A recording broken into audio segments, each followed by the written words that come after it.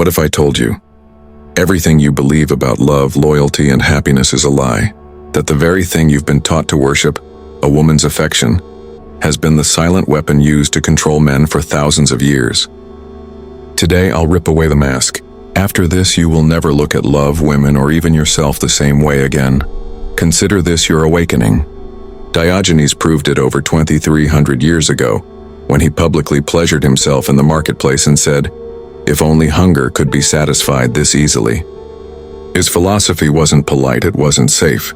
It stripped illusions down to the bone. In this video, I'll show you why every man who has ever loved a woman has been deceived, and how understanding this truth can set you free forever. By the end of this, you will either walk away shattered or unchained. There's no middle ground. Imagine a man so untamed, so unconquerable, that he lived in a barrel, mocked kings, and told Alexander the Great himself to step aside because he was blocking the sunlight. That man was Diogenes of Sinope, the philosopher who hunted delusion like a predator stalks prey. Diogenes wasn't just a thinker, he was a destroyer of comfortable lies. Where other philosophers debated ideals, he lived like a weapon against falsehoods. His sharpest target? The illusion of romantic love. Most men never recover from their first heartbreak. They spend years chasing ghosts, memories of feelings that were never real in the first place. But Diogenes saw through it all. He never begged. He never knelt before anyone's affection. He refused to worship love, and because of that, he became the freest man who ever lived. Let me tell you a story you've never heard. One that ancient Athens tried to hide. It begins with a woman whose beauty enslaved kings and poets alike, and a young man who thought he had conquered her heart, but learned a brutal lesson instead. In Athens, there was a courtesan named Laius, desired by the most powerful men of the city. Kings, generals, poets, they all threw fortunes at her feet for a single night. A young philosopher, arrogant and love-struck, once approached Diogenes and bragged, "Lies smiles when I speak." Diogenes, eating raw onions, didn't even glance up. That smile cost 300 drachmas. The boy stormed off, humiliated. A week later, he returned, shattered. Laius had drained his wealth and moved on to a richer man. Diogenes laughed and said, "The only difference between you and a beggar is that the beggar knows he's being robbed." Lesson 1. Women and men do not love the same way. Society feeds men a lie, that love is an equal exchange, that if you give loyalty, you'll receive loyalty in return. But history screams the opposite. Take the 19th century poet Heinrich von Kleist, who adored a woman named Henrietta Vogel. He dedicated his life to her, pouring everything into her happiness. When she was dying of cancer, she asked him to kill her, and he did. Then he killed himself. Her last words? A simple thank you. No tears, no regret, just gratitude. That is the raw female psyche. It is not cruelty. It is hypergamy, a relentless drive to secure the best possible outcome no matter the cost. Even at the cost of a man's life. Diogenes understood this better than anyone. When asked why he refused marriage, he answered, "Why chain yourself to a creature that will always seek a stronger link?" Brutal, yes, but reality often is.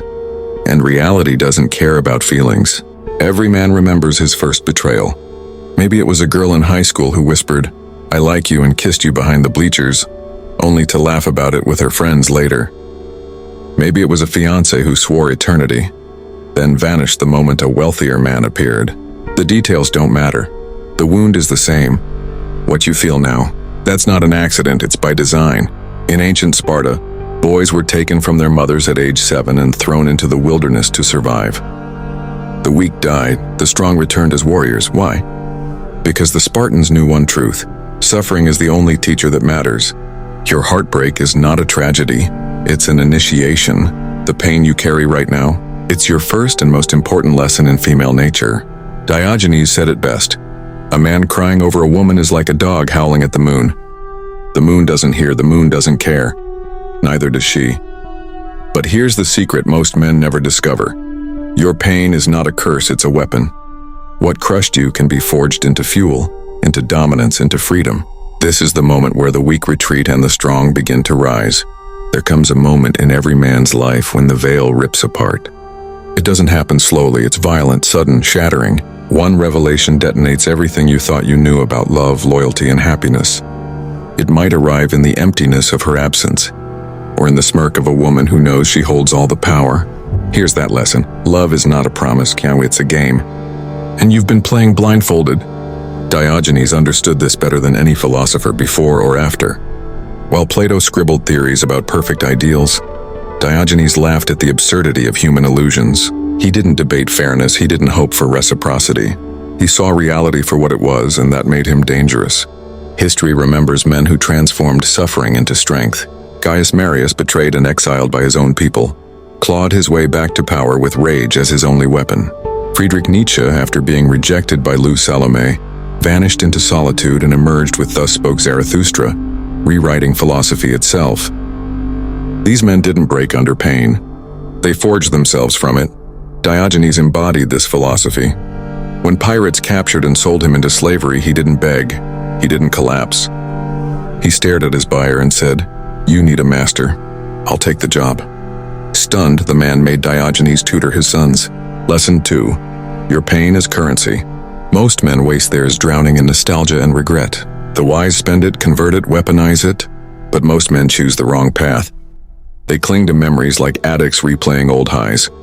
The sound of her laugh, the warmth of her touch, the illusion of what was. They whisper questions into the void. Why wasn't I enough? What does he have that I don't? Diogenes would have mocked them. He had no patience for self-pity. He knew obsession is just slavery with a prettier name. One heartbroken man once asked Diogenes how to forget a woman. Diogenes handed him a rotting fish and told him to carry it through the marketplace. By the time he returned, the stench was unbearable. "Now throw it away," Diogenes said. The man obeyed. "Do you miss it?" Diogenes asked. "Of course not." Diogenes smiled. "Then why do you miss her?" The lesson was brutal and imperfect. Women, whether consciously or not, have always mastered the subtle art of influence. They are the architects of emotional warfare. While men built empires, women learned how to control them without lifting a sword. They used illusion, vulnerability, and power with surgical precision. Men fought wars with steel. Women fought them with silence, softness, and well-timed tears. Take Catherine the Great, who seduced and deposed her husband to seize the Russian throne. Or Cleopatra, who ensnared both Julius Caesar and Mark Antony, not just with beauty but with calculated vulnerability. These women weren't evil. They were simply playing the game at its highest level. Diogenes, however, was immune. He didn't fight their tactics. He refused to enter the arena. A famous courtesan once boasted she could make any man fall in love with her. Diogenes challenged her. "Then make me." She tried seduction, touch, whispers, promises. He yawned. Finally, she stripped bare before him. He didn't even glance up from his bowl of lentils. "Your body is your weapon," he said, "but I am not your target." Lesson 3. You cannot be manipulated if you refuse to play. Modern men are drowning in manipulation. They're told to open up, to be vulnerable, to share everything. But when they do, the respect dies, the spark fades, and desire vanishes. The relationship crumbles, and he's left wondering why. Diogenes would have laughed. He knew that when a man gives away all mystery, he gives away his power. Vulnerability is a currency, spend it carefully. A man once came to Diogenes weeping because his wife no longer desired him after he poured his heart out. Diogenes handed him a cup of water and said, "Now spill it." The man obeyed. "Can you put it back?" Diogenes asked. He shook his head. "Then why spill it at all? Some truths once spoken cannot be unsaid. Attraction thrives in mystery. What's given too freely loses its value. The final stage of transformation isn't control over women, it's control over yourself. The Stoics called it apatheia, freedom from destructive passions. The Buddhists called it detachment. Diogenes called it living like a dog. No chains, no attachments, no fear of loss. He refused to let anything outside himself dictate his peace, and not wealth, not power, not love. That is freedom. When Alexander the Great, the most powerful man alive, stood before Diogenes and offered him anything he desired, Diogenes didn't kneel. He didn't flatter. He didn't ask for gold, women, or status. He looked at the king and said, "Move. You're blocking my sunlight." In one sentence, Diogenes displayed absolute independence. He showed Alexander something he couldn't buy a man with no need. This is the essence of the unbreakable mind. Strength isn't built by stacking wealth or chasing validation. True power is knowing you need nothing and no one. Most men will never reach this state. They live their entire lives bargaining for scraps of affection, rearranging themselves to fit someone else's expectations, all for approval that can be taken away in an instant. That's slavery. But when a man awakens, truly awakens, something shifts. He stops chasing validation and starts building himself. He stops begging for love and begins commanding respect. He stops fearing loss because he finally understands the paradox. When you need nothing, everything flows to you. Diogenes mastered this. He didn't just preach freedom, he embodied it until his final breath. There comes a moment when philosophy becomes power, when heartbreak stops being a wound and becomes a weapon, when rejection stops being humiliation and becomes a rebirth. That's when the fire awakens. The same fire Diogenes carried. But here's the danger. Most men feel this truth for a moment, then lose it. They fall back into old patterns, repeating the same cycle of pain. Why? Because comfort is addictive. A single smile, a soft touch, a whispered "I miss you," and suddenly he's back in the trap, trading his dignity for attention. But freedom demands discipline. Diogenes wasn't free because he rejected women. He was free because he rejected need itself. He understood the game, but he chose not to play.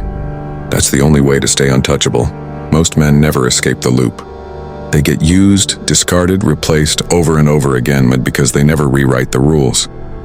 Diogenes didn't rewrite them, he burned them. He chose discomfort over dependence, truth over illusions, power over pity. He didn't hate women, he didn't fear love. He simply understood that neither defined his worth. That's the foundation of true mastery. And yet, here's the irony. When you finally stop needing women, they become drawn to you. The less you seek approval, the more you command respect. It's not manipulation, it's nature. People chase what they can't control. Diogenes didn't chase, didn't beg, didn't bend, and that made him magnetic without trying. Lesson 4. The man who doesn't need attention receives the most of it. Neediness is death. The moment you crave someone's validation, you hand them your power. It doesn't need to be spoken. It radiates off you. In your tone, your gestures, your silence. Women sense it like sharks sense blood in water. The paradox? The less you try to keep someone, the more they want to stay. Diogenes knew this. Freedom creates gravity, dependence repels it. Watch closely and you'll see it everywhere. A man who texts too often, who over-explains, who constantly seeks reassurance, he's discarded. A man who disappears, who invests in his mission, who builds himself rather than begging for validation, he becomes the obsession. Nature rewards strength, not desperation. Diogenes understood this law and built his entire life around it. Diogenes lived so simply that he owned almost nothing. A cloak, a stick, a bowl. One day he saw a boy drinking water with his hands and smashed his bowl, laughing. A child has defeated me in simplicity. That wasn't poverty, that was power.